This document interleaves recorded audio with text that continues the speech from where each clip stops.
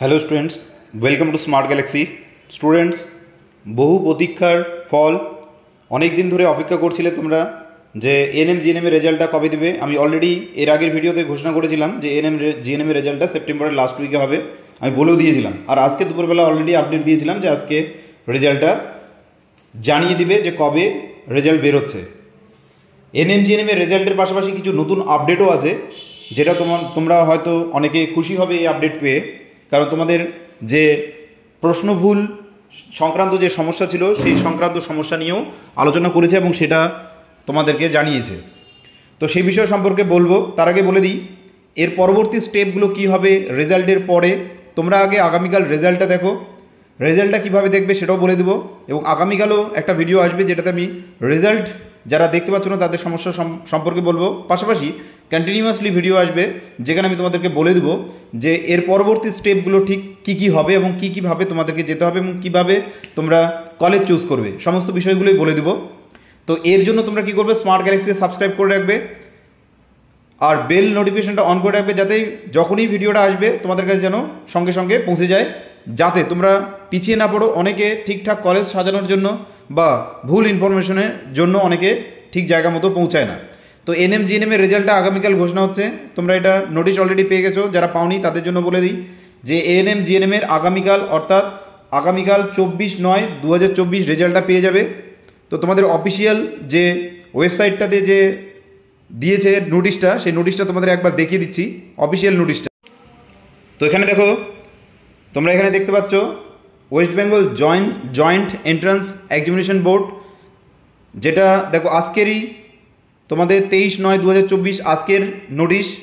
তো আজকের নোটিশে যেটা বলছে যে 2024-এ যে পরীক্ষাটা কন্ডাক্ট করা হয়েছিল, পরীক্ষাটা নেওয়া হয়েছিল, সেই জিএনএমের অ্যাডমিশনের জন্য অর্থাৎ এন্ট্রান্স পরীক্ষা যেটা নেওয়া হয়েছিল সেটার রেজাল্ট দেওয়া হবে 24/9/2024, অর্থাৎ আগামীকাল রেজাল্টটা তোমরা পেয়ে যাচ্ছ। তো আগামীকাল রেজাল্টটা পেয়ে যাচ্ছ তোমরা কোথা থেকে, ওয়েবসাইট দুটো বলে দিয়েছে, wbjebb.nic.in, wbjebb.in, এই দুটো ওয়েবসাইট থেকে তোমরা পেয়ে যাবে। এই ওয়েবসাইটে দেখো, নর্মালি তোমাদেরকে আমি আরও একটা কথা বলে দিচ্ছি, এখানে সোজা একটা জিনিস মনে রাখবে, গুগলে wbjee দিয়ে সার্চ করবে, আর কিছু সার্চ করার দরকার নেই, wbjee দিয়ে সার্চ করবে। সার্চ করার সাথে সাথে তোমাদের সামনে যে পেজটা ওপেন হবে, অর্থাৎ বিভিন্ন যে লিঙ্কগুলো আসবে, ওয়েবসাইট লিঙ্কগুলো, সেই লিঙ্কগুলোর মধ্যে দেখবে প্রথম ওয়েবসাইট লিঙ্কের মধ্যে দেখবে এএনএম জিএনএম লেখা থাকবে। ওই এএনএম জিএনএমটাতে ক্লিক করবে। এএনএম জিএনএমটাকে ক্লিক করার সাথে সাথে তোমরা ওখানে কিন্তু সমস্ত বিষয়গুলো পেয়ে যাবে। তোমাদের একবার বিষয়টা দেখিয়ে দিচ্ছি যে কীভাবে করতে হবে। দেখো, তোমাদের যে গুগল ব্রাউজার আছে, ক্রোম ব্রাউজার আছে, সেখানে তোমরা জাস্ট এখানে তোমরা টাইপ করে নেবে wbjee, এভাবে টাইপ করার সাথে সাথে এখানে কিন্তু ক্লিক করবে। ক্লিক করার পর দেখো এখানে একটা অপশন আসছে এএনএম জিএনএম, এই এএনএম জিএনএমে তোমরা ক্লিক করবে। এএনএম জিএনএম ক্লিক করার সাথে সাথে তোমাদের অফিসিয়াল ওয়েবসাইটটা এখানে বের হয়ে যাবে, এবং তোমাদের যে পোর্টাল অর্থাৎ এএনএম জিএনএমের যে পোর্টালটা, সেই পোর্টালটা ওপেন হয়ে যাবে। এই পোর্টালটা ওপেন হওয়ার সাথে সাথে এখানে কিন্তু ফ্ল্যাশ করবে একটা যে রেজাল্ট সংক্রান্ত বা স্টুডেন্ট সংক্রান্ত, স্টুডেন্ট রিলেটেড এই বিষয়টা এখানে একটা শো করবে। সেটাতে ক্লিক করার সাথে সাথে তোমাদেরকে কিন্তু তোমাদের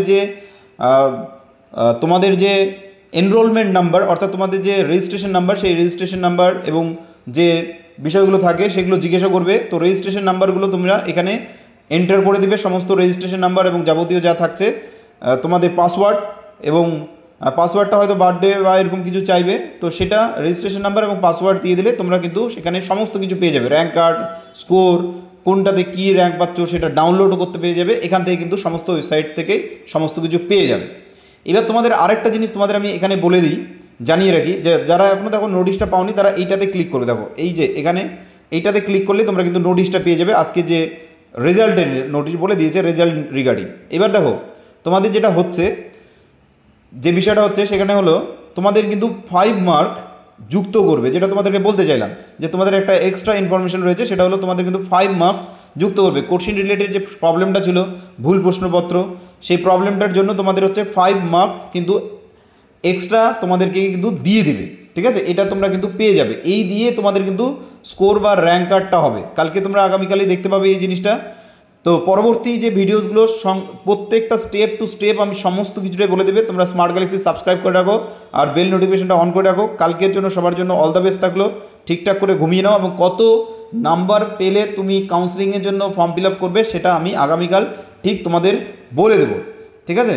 তোমাদের র্যাঙ্ক কার্ডই তোমাদের বলে দেবে যে তুমি কাউন্সিলিংয়ে পাবে না পাবে না। পাশাপাশি কীভাবে কলেজগুলো চুজ করবে সেটাও তোমাদেরকে বলে দেবো এবং কলেজ চুজের সাথে সাথে তোমাদের এর আগে যেমন একটা ভিডিওতে আমি বলে দিয়েছিলাম যে তোমরা তোমাদের যে মেডিকেল রিপোর্ট অর্থাৎ মেডিকেল যে তোমাদের সার্টিফিকেটটা লাগবে সেই মেডিকেল রিপোর্টটা অর্থাৎ তোমাদের ডক্টরের কাছ থেকে মেডিকেল রিপোর্টটা নিয়ে রাখবে, কারণ এখন তোমাদের কিন্তু কাউন্সিলিং হওয়ার সাথে সাথে মানে তোমরা রেজাল্ট পেয়েছো সঙ্গে সঙ্গে যেটা করবে মেডিকেল রিপোর্টটা নিয়ে নেবে।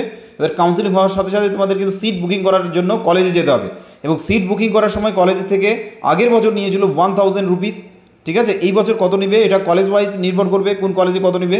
তো মোটামুটি ধরো যে 1000 থেকে 1200, কোনো কলেজে কমও হতে পারে।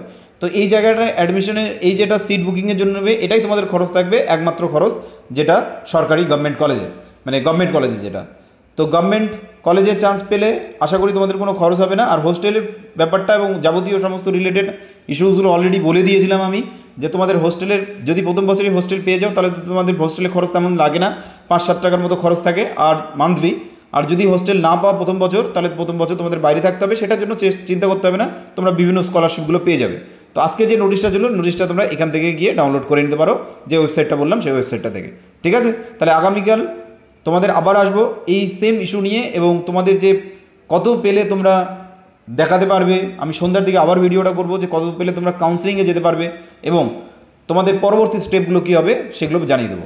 ধন্যবাদ সকলকে, তাহলে বেস্ট অফ লাক সকলকে।